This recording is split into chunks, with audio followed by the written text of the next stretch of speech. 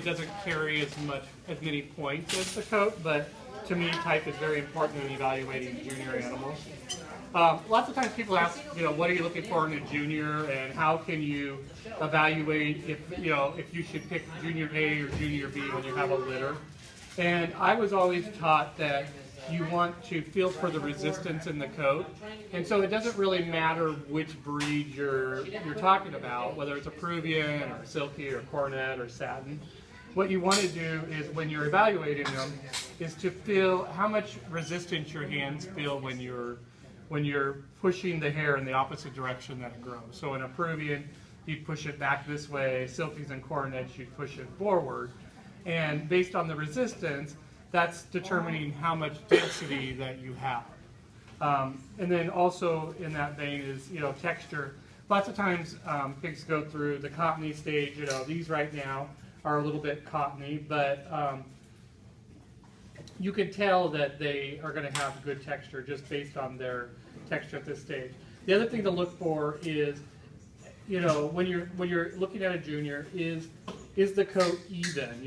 Lots of people say, well, how do you evaluate a junior when it's up here in the coop? Well, lots of times juniors already have coat damage, and personally, I wouldn't want to put the effort into trying to coat out an animal that already has, its side's been chewed down one side or whatnot. So I look to see, are the sweeps even? Has there been any damage? On Silkies and Cornets, I really look over the shoulders and through the crown area.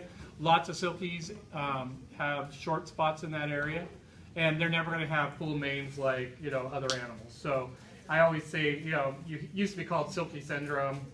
That's what we called it out in the Northwest. So, really looking to see, is the mane developing easily? Are there short spots? Has it been chewed? And then to evaluate the density, it's just the resistance that you're feeling when you're pushing the hair against the way it grows. So that's how, when I'm looking at a junior, that was how I would decide. And lots of times, visually, your mind can play tricks on you. So I used to put them in a basket or in a carrier and close my eyes and really sort them that way with your eyes closed, because lots of times you look at the animal and it's so pretty and you like it so much that you tell yourself that you're feeling more resistance and that it's the best animal. And when your eyes are closed, you may end up picking a different animal. There are also some choices to think about when you're first starting out.